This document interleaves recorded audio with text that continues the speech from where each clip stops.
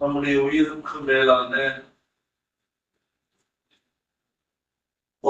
ரசூல் ஸல்லல்லாஹு அலைஹி வஸல்லம் அவர்கள் மீதும் சத்திய சஹாபாக்கள், தாபீன்கள், தபே-தாபீன்கள், உலமாக்கள், வலிமாக்கள், நபிமார்கள், ரசூல்மார்கள், சுஹதாக்கள், சித்தீகீன்கள், சாலிஹீன்கள், இமாம்கள், உஸ்தாதுகள், காரிகள், தாயிகள், அனைத்து முஸ்லிம்கள் மீதும் என்றென்றும் விரகட்டுமாக. ஆமென். அல்லாஹ்வின் நல்லடியார்களே, பெரியோர்களே, அன்புக்குரியவர்களே,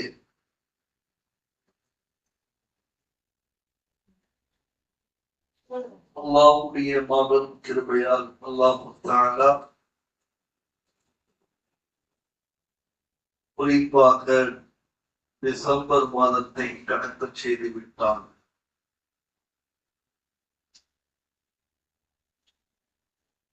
சமீப காலத்துடைய டிசம்பருடைய வரலாறு எடுத்தீங்கன்னு சொன்னா, பாபர் மஸ்ஜித் டிசம்பர் 6, சுனாமி டிசம்பர் 26,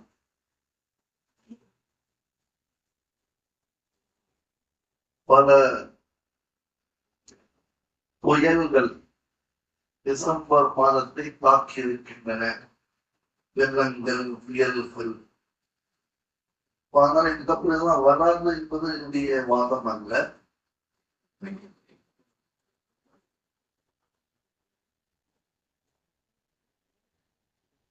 இன்ஷா அல்லாஹ் நடந்த ஒரு விஷயத்தை சொல்லணும், ஞாபகம் தான் சொல்றேன். அல்லாஹ் தஆலா நம்ம எல்லாம் கேட்காமலேயே பூர்வீக குடின்னு சொல்லுவாங்க. நம்ம எல்லாம் பூர்வீக முஸ்லிம்கள். ஏன்னா நம்முடைய அப்பா முஸ்லிம், நம்முடைய அவங்களுடைய தாத்தா முஸ்லிம், பாட்டனார் முஸ்லிம். அதுக்கு மேல போனாங்கன்னா நம்ம முஸ்லிமா இருக்கலாம். கேட்காமலே கிடைத்த இந்த நேமத்தின் காரணமாகத்தான் என்னவோ நமக்கு இதனுடைய மதிப்பு விளங்கல தோணும்.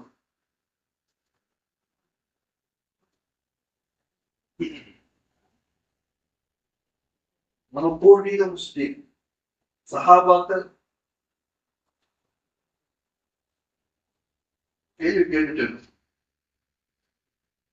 நம்ம பூர்வீக முஸ்லிம் சஹாபாக்கள்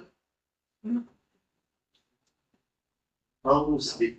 நீ நவ் முஸ்லிம் பார்த்து சிரிக்கிறவங்க புதுசா முஸ்லிம் பார்த்து சொல்லுங்க, நவ் முஸ்லிமாக இருந்து இறந்த சஹாபாக்கள் மீன்பவர்களா, பூர்வீக குடியாக பூர்வீக முஸ்லிம்களாக இருக்கிற நாம் சிறந்தவர்கள்?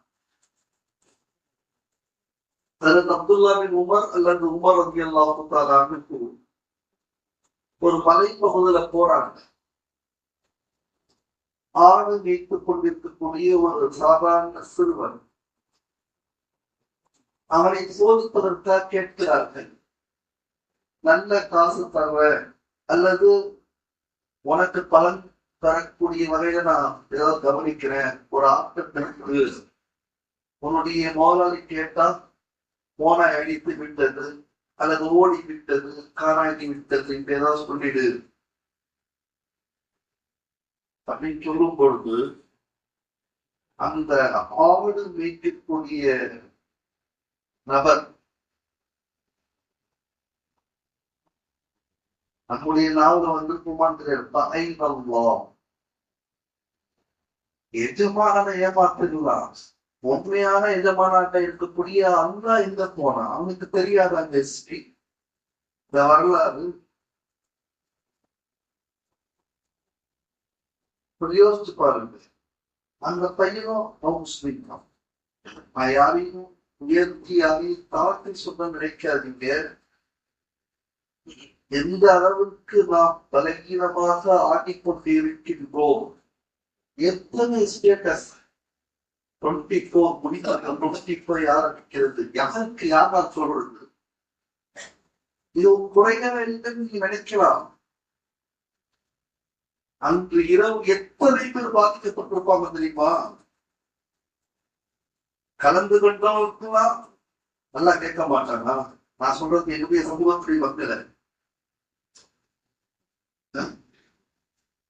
ஹார்ட் பேஷண்ட்,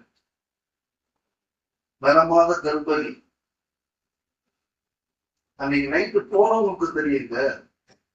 பாதிக்கப்பட்டவர்கள் நான் ஒரு ஆளு திருப்பி கேட்ட நீ எங்க போறேன்னு கேட்கறாரு. என்னுடைய அம்மா அத்தாவை பார்த்த போயிட்டு திருப்பும் போது மாட்டிக்கிட்டேன். 1.5 மணி நேரம் பள்ளிக்கரணைக்கும் வேளச்சேரி நடுவில் இருக்கக்கூடிய பாலத்து கீழே மாட்டிருக்கேன். எல்லா பாலம் முடியிருக்கு.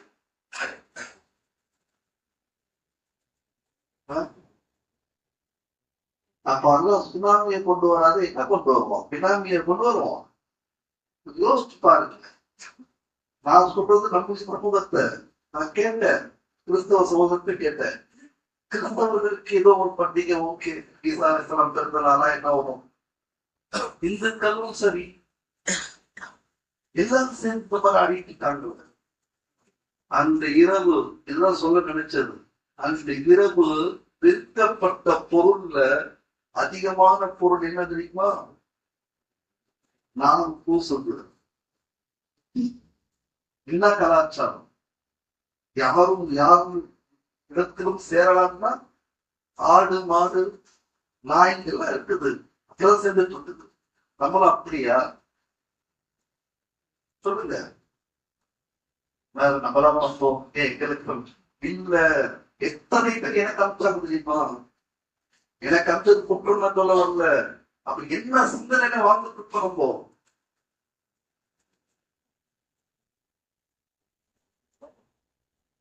மது அன்று இரவு அன்று காலை முதல் நைட் வரைக்கும் ஒரு புள்ளி விவரம் சொல்லுது. மது நம்பர் 1 விற்பனையில.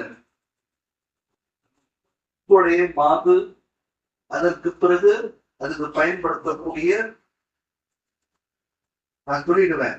அதற்கு பொது முடிஞ்சீங்க முட்டாள்தனமா. எனக்கு நான் சொல்றதே ஒரு முடிவுண்டா அந்த பொருளை பார்த்து என்ன சொல்லணும்? மசாயில் தெரியும் காட்டம். எனக்கு கவலை கிடையாது தெரியுமா? எங்க போயிட்டு இருக்கு? வந்தாரை வரவேற்கும் தமிழ்நாட்டுடைய நிலைமை என்ன தெரியுமா? தமிழ்நாட்டுக்கு சாட்டையை அடிச்சுக்கிறாரு. செஞ்சவங்க யாரு? தவறான விஷயம் தான். அண்ணா யூனிவர்சிட்டி எல்லாருக்கும் தெரியும். ஏன்னா செஞ்சது தவறு. அவ்வளவுதான். பெண்களுக்கு பாதுகாப்பு கிடையாது. குத்தி வளர்க்க வேண்டியதா இருக்குது. பெண்களை பெற்றவங்களுக்கு தெரியும். வேட்டையாளர் தெரிநாய்களுக்கு தெரியாது. அவன் அம்மாவுடைய வயிற்றுல பிறந்தாலும் தெரியல. சரி, ஒரு சஹாபி மாயிஸ் ரலியல்லாஹு தஆலா அவருடைய பெயர். ரசூலுல்லாஹ் உட்கார்ந்து இருக்காங்க. யா ரசூலுல்லாஹ், தவறு செஞ்சுட்டேன், என்னை சுத்தப்படுத்துங்க. தஹ்தீர்னியா ரசூலல்லாஹ், தஹ்தீர்னியா ரசூலல்லாஹ். சுத்தப்படுத்துறதுல என்ன தெரியுமா?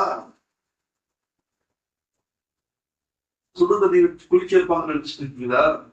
மாப்பிள்ளைக்கு வைக்கிறோமே இந்த மாதிரி. நிக்கா ஆனவங்களுக்கு ஒரு சட்டம், நிக்கா ஆவாதம் ஒரு சட்டம். குரான்ல இன்னும் இருக்குது. அந்த சட்டம் வந்தா எவரும் இந்த மாதிரி செய்ய மாட்டான். நிக்கா ஆவாதவர்கள் தவறு செய்தால், கனி விபச்சாரம் செய்தால் 100 தசையடி. பதிரிது நியத்த தந்தா சுரத்து 100 சொல்கிறது. நிக்கா ஆவாதவர்கள் தவறு செய்தால், நிக்கா ஆவாதவர்கள் தவறு செய்தால் 100 தசையடி. நிக்கா ஆனவர்கள் தவறு செய்தால் இறக்கும் வரை கண்ணால் அடிப்பது. இறக்கும் வரை பாகுபாடு இல்லாமல், அவன் யாருன்னு பார்க்காம. இதுதான் சட்டம். இததான் நிறைவேற்ற சொல்றாரு மாயுதத்தின் வாக்குத்தாராகும். ரசூலுல்லாஹ் சொல்றாங்க, சொன்னத போல விபத்தை திருப்பிக்கிட்டாங்க. அவர் போக சொல்லுங்க. ரசூலுல்லாஹ் கூட இறக்க வருது. அவன் சொல்றதை நிறைவேற்றினா மாறி இறப்பார். நதியவர்கள் முகத்தை திருப்புறாங்க. எந்த பக்கம் திருப்புறாமோ அந்த பக்கம் இருக்கிறாரு. யார சொல்லலாம், தண்ணீர் நீ தவறு செஞ்சுட்டேன், இதுதான் ஈமான். எனக்கு இங்க வாழ்ந்து வெற்றி பெற வேண்டிய அவசியம் இல்லை, இது லட்சியம் இல்லை, இது லட்சியம். நான் இறக்கும் போது சரியாக இருக்க வேண்டும். வாழ்க்கையா வாழ்ந்துட்டு இருக்கோம் நம்மலாம். சொல்லுங்க, நான் என்னையும் சேர்த்துதான் ஒரு குற்றவாளி போயிட்டு பேசிட்டு இருக்கேன். ஒருத்தர் போடுறாங்க, உலகமே பிரகாசமா இருக்குது 12 மணிக்கு, ராஜா ஒரு கட்டணம் இல்ல. அவங்க என்ன பாவம் பண்ணாங்க? உலகத்துல உள்ள ஒரு இடம் தானே அது. உண்மையிலே உப்பு போட்டு சாப்பிடணும்னு சொன்னா நமக்கு இறங்கக்கூடாதுங்க, அது கலந்து கூடாதுங்க. யோசிச்சு பாருங்க, எத்தனை விதவைகள் அங்க இருக்காங்க தெரியுமா? எத்தனை அனாதைகள். சிலருக்கு அம்மா இல்லை, சிலருக்கு அத்தா இல்லை, சிலருக்கு வாப்பா இல்லை, சிலருக்கு உறவு இல்லை, சிலருக்கு வீடு இல்லை, சிலருக்கு அறை இல்லை, மழை கொட்டுது, இருக்கிறதுக்கு இடம் இல்லை, வெறும் கல்லுமுள்ளா இருக்குது.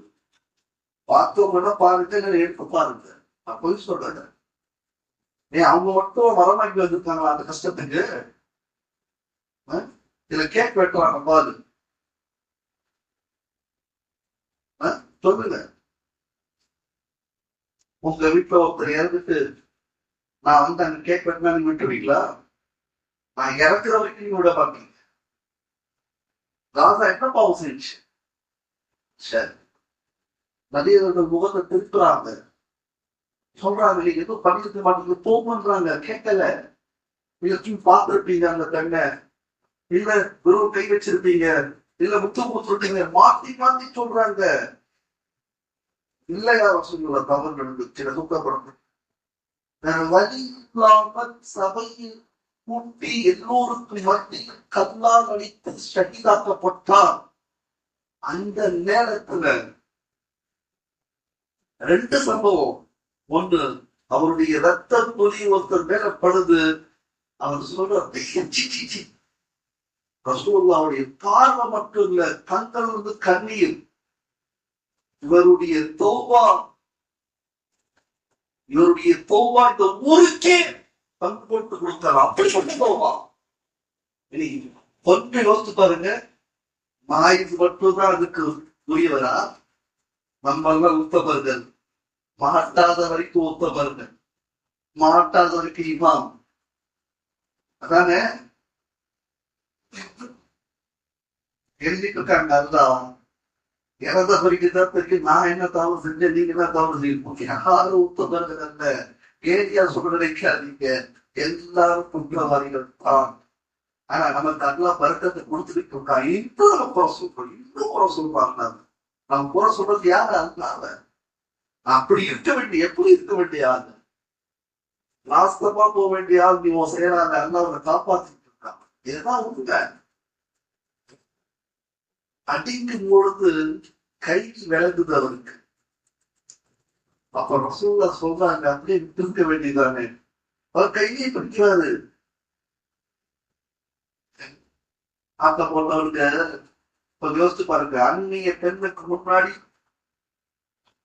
விற்கிறாங்கள, அதற்கான தண்டனை அணிவிக்கும் பொழுது கை விளந்து கையை பிடிக்கிறாரு. ரசூல்லா சொல்றாங்க, விட்டு இருக்க வேண்டியதானே. அவரை எல்லாம் மன்னிச்சிருப்பானே, அவர் சொல்லாம இருந்தா எல்லாம் மன்னிச்சிருப்பானே.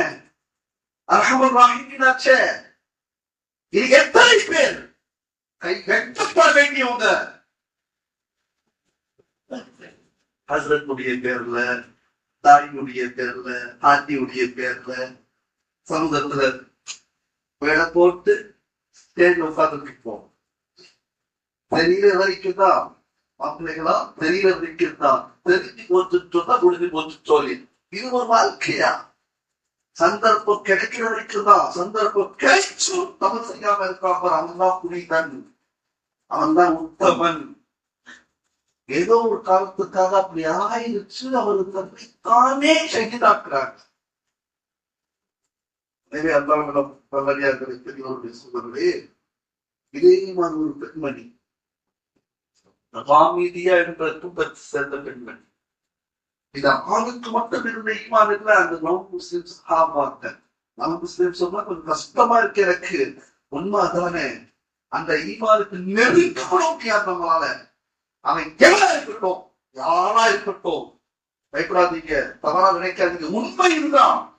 உண்மையை பேசுறது அல்லாஹ்வுடைய வீட்டுல பேச பேச சொல்றீங்க. நீதிமன்றங்கள்ல உண்மை இல்லை. அப்போ அல்லாவுடைய பேசக்கூடாதா?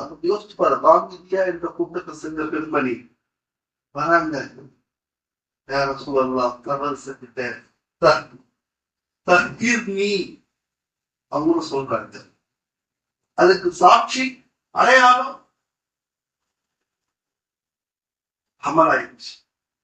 சொன்னாங்க என்னால பண்ண முடியாது. குழந்தை பெற்ற பிறகுவா எங்க வேணா போயிருக்கலாம். அந்த காலத்துல இந்த காலத்தையே சர்வசாதாரணமா தப்போசிட்டு பக்கத்து வீட்டு ஏசி போட்டு இருக்கான். குற்றவாளி தெரியாத எவனால அப்பா வீட்டுக்குள்ள போட்டுருவாங்க. இதான் இந்த காலம். 10 மாதத்துக்குள்ள எங்க வேணா போயிருக்கலாம். 10 மாதத்துக்கு மறுபடியும் அந்த பெண் பண்ணி வராங்க. யார் சொன்னா, பெற்றெடுத்து விட்டு இருந்த குழந்தைய என்ன சுத்தப்படுத்துங்க. ரசூல்லா என்ன சொல்ல முடியுமா? இல்ல, அந்த குழந்தைக்கு பால் கொடுக்க வேண்டிய கடமை முன்னிடத்தில் இருக்கிறது. பால் குடி 2 வருடம், அதுக்கு பிறகுதான் நிறைவேற்ற முடியும். 2 வருஷம் வரைக்கும் டைம் கொடுக்குறாங்க. என்ன செஞ்சிருக்கலாம். இதெல்லாம் ரசூலுல்லாஹ்வே கொடுத்த சந்தர்ப்பம் இந்த முஃபஸ்ஸிரீன்கள் ஏற்படார்கள். ஒரு யூத ஜனாதாவை பார்த்து ரசூலுல்லாஹ்வுடைய கண் கலங்கின. இன்னைக்கு ஜனாதா வீட்டுல கூட சில இடத்துல யார் ஜனாதா வீட்டு தெரியாத இருக்குதுங்க. எல்லா சர்வசாதாரணம், எல்லா ஃபேஷன், டெக்னாலஜி வச்சு கருப்பை காப்பாற்ற முடியல, பொருளை காப்பாற்ற முடியல. எத்தனை போன் போட்டா என்னங்க வருது? இந்த நம்பரில் வரும், எடுத்துடாதீங்க, பாத்தீங்க. டெக்னாலஜி எவன் தெரியல, எவன் கெட்டவன் தெரியல, எங்க வக்கீலும் தெரியல, இருக்கக்கூடிய கொண்ட காசு. குழந்தை பிறந்து அதுக்கு பால் கொடுத்து அதனுடைய கையில ரொட்டி துண்டை கொடுத்து மறுபடியும் அந்த ஆப்ரேட் பண்ணி வராங்க. எதுக்கு தெரியுமா? பால் குடி மறக்கடிக்கப்பட்டு விட்டது, 2 வருடங்கள் ஆகிவிட்டது. யார சொல்லலாம், என் குழந்தை ரொட்டி துண்டு சாப்பிடுற வயசு வந்துருச்சு, தண்ணீர் நீ யார சொல்லலாம். இப்ப சொல்லல, அவங்க ஊத்தவர்களா, நான் ஊத்தவர்கள். நம்ம நிலைமை என்ன தெரியுமா? ஒரு ராஜா அந்த காலத்துல வெளியே போவான். வெளியே போகும்போது கொஞ்சம் ஆணவத்தோட போவாங்க. அப்படி போகும்போது ஒரு பிஸ்கெட்டை பார்த்தான், ஒரு பிச்சைக்காரங்க. அவன்கிட்ட சொப்பு காசு தூக்கி போட்டான். அவன் கேட்ச் பிடிக்கும் போது ஆல்ரவுண்டர் வெளியில போயிருக்காங்க. காமெடி பண்ணிட்டே இருக்கீங்களா? கேட்ச மிஸ் பண்ணிட்டான், சேத்துல விழுந்துருச்சு. புரிஞ்சுங்களா? நம்ம மாதிரி கிரிக்கெட் பிளேயரா இல்லாம இருக்காம சரி புரிஞ்சு உடம்பை காப்பாற்ற கூட நம்ம ஒன்றும் செய்ய மாட்டோம். மார்க்க என்ன சொல்லுது? தண்ணிக்கு ஒரு இடத்த கொடுப்பான்னு கடைசி பத்தியில கடைசி சாப்பாடு மாதிரி உட்காந்து சாப்பிடுறது. முதல் பந்தில உட்காந்து பிச்சா இருக்கும் சாப்பிடவே பட்டியாட்டி சாப்பாடு ரெடி பண்ணணும்னு தெரியும். அந்த வரி ஒன்னு தெரியும். வந்தாதிக்க மாப்பிள்ளை தான் போங்க, நல்லா சாப்பிடுது, மகிழ்ச்சியா எடுத்து சாப்பிடுவீங்க. சரி, அவன் என்ன பண்ண தேட ஆரம்பிக்கிறான். பாத்துட்டீங்களே, அந்த காலத்து புதருக்கு திருப்பி போட்டா சுத்தி காசை அது பிடிக்க முடிய தெரியல, கீழே விழுந்துச்சு சேத்துல. தேடிக்கிட்டு இருந்தான். என்ன பண்ற? சேத்துல விழுந்துச்சு, தேட அதுக்கு தெரிஞ்சுக்கியான்னு கேட்டாங்க. அவனுக்கு ஒண்ணும் இல்ல, தைரியமா நல்லா இருக்கும், நமக்குதான் ஒரு தைரியமும் கிடையாது. சரி, அதை வீட்டுலாம் தொட்டு வெள்ளி காசு தூக்கி போட்டான். வெள்ளி காசுல வாங்கிட்டு மறுபடியும் தேடான் சொப்பு காசு. என்ன பண்றேன்? அதையே வீணா விடணும். நான் தான் வெள்ளி காசு கொடுத்துட்டேனே, இல்ல அதையே வீணா விட மறுபடியும் தேடுவான். சரி, இதை வச்சுக்கும் தங்க காசு, தங்க குவியல தூக்கி போடுறான். அதையும் வாங்கிட்டு மறுபடியும் தேடுவான். என்னடா அப்படின்னு கேட்கும் பொழுது, உனக்கு என்னதான் வேணும் அப்படின்னு சொன்னா, நம்ம வார்த்தை இருக்கான், என்னுடைய ஆட்சி அதிகாரத்தை பாதி உனக்கு தர்றேன் அப்படின்னு சொல்லும் போது அவன் என்ன சொல்ல தெரியுமா? அந்த பாதி சொல்றியே, அந்த பாதியில இந்த இடம் எனக்கு வருமா வராதான்? அப்ப விடுறதா இல்லை. இதுதான் நம்முடைய நிலைமை. நான் சம்பாதிக்கணும், நான் நல்லா இருக்கணும், என் அண்ணன் செத்தாங்க இருந்தாங்க, சுயநலமான வாழ்க்கையை வாழ்ந்துட்டு இருக்கோமே. பொதுநலம் என்பதற்கு பேரு தான் இஸ்லாம். பொதுநலம் என்பதற்கு பேரு தான் முன்மீது. ஒரு மூதாட்டியுடைய சுமையை ரசூலா தூக்கிட்டு போலையா? நம்மளை பார்த்து பேசுறாங்க. ஏன் சேவை செய்யறா தெரியுமா? என்ன வேணா பேசிக்கிட்டு ஐ டோன்ட் கேர். எனக்கு தெரிஞ்ச ஒரே வார்த்தை இதுதான். கரெக்டான வார்த்தையான்னு தெரியாது இந்த இடத்துக்கு. ஆனா கரெக்டான வார்த்தை பொண்ணு மூலமா தெரிஞ்சுக்கிட்டேன். I don't care. உண்மையை சொல்லணும், அவ்வளவுதான். என்னால கூட சொல்ல முடியலன்னு சொன்னா ரொம்ப கஷ்டம் இல்லை, ரொம்ப கஷ்டம். அது யோசிச்சு பாருங்க. வாழ்க்கை நம்ம திருந்தணும். வரக்கூடிய புயலோ வேதனையோ அசாபோ ஏதோ காசாட்டு நினைக்காதீங்க. அவங்கெல்லாம் ஷஹீதுகள், தியாகிகள். நம்முடைய கண் முன்னால் இருக்கக்கூடிய தியாகிகள் அவங்கெல்லாம். நம்ம நல்லவங்க நினைச்சிடாதீங்க. நல்லவன் அவருக்கான முயற்சி செய்யுங்க. அதற்கான முயற்சி தான் சஹாபாக்களை பின்பற்றுதல். அந்த ஈமான் நமக்கு வர வேண்டும். அந்த ஈமானுக்காகத்தான் நாம் இந்த உலகத்தில் வாழ்ந்து கொண்டிருக்கின்றோம். சித்திக் அக்பரும் அலிரதி அல்லாஹு தஆலா அன்ஹு ஒன்னா சேர்ந்து இல்ல, தனித்தனியா வந்தாங்க ரசூலுல்லாஹ்வுடைய தர்பாருக்கு. ரெண்டு பேரும் ஒன்னாயிட்டாங்க. இப்ப கதவு தட்டல். இவங்க என்ன சொல்றாங்க? நீங்க தான் ரசூலுல்லாஹ் வளர்த்தவரு, நீங்க கதவு தட்டுங்க, நீங்க முன்னாடி போங்க. சித்திக் அக்பர் அவங்க சொல்றாங்க, இவங்க நீங்க ரசூலுல்லாஹ் கூடயே இருந்திருக்கீங்க, சவுண்ட்ல பல விஷயங்கள்ல நீங்க ஒருத்தருக்கு ஒருத்தர் மாறி மாறி சொல்லிக்கிட்டே இருக்காங்களே தவிர யாரும் பொருட்படுத்த விரும்பல. இதுதான் சஹாபாக்கள். அல்லாஹ் என்ன பண்றது? இப்படியே போயிட்டு இருந்தா நேர காலம் போயிடும். ஏன் ரசூலுக்கு என்ன ஆயிடும்? கஷ்டமா இருக்கு, ஜிப்ரீல இறக்கிட்டான். நீங்க ரெண்டு பேரும் தட்ட வேணாம், நான் போயிடுறேன் முதல்ல. அப்படிப்பட்ட ஒரு வாழ்க்கையை வாழுங்க. ஏதோ ஒரு காலத்துக்கு சனவாத் போகிறதோ ஓதுறதோ இது மட்டும் யோசிச்சு பாருங்க. எத்தனை சுண்ணத்துக்கள் தெரியுமா? பேர் மேல உமரா ஹஜ் பரதாயிடுச்சு. இவங்க குடும்பத்தோட உமராக்கு போறாங்க. நியாயமா இருக்கு, நியாயமா. நான் யாரையும் சொல்றது நினைக்காதீங்க. வலிக்குதுங்க, வலிக்குதுங்க. செயற்கையா வாழாதீங்க. உமராக்கு போறதுக்கு கூட செலவமா இல்லையா? வேஸ்ட் தானே. பருத்து என்ன? ஹஜ். நான் சொல்றது தவறாக கொஞ்சம் யோசிச்சு பாருங்க.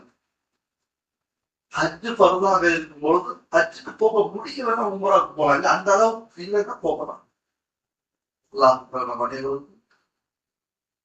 அமல் செய்யக்கூடிய தோப்பிட்டு தருவானாக.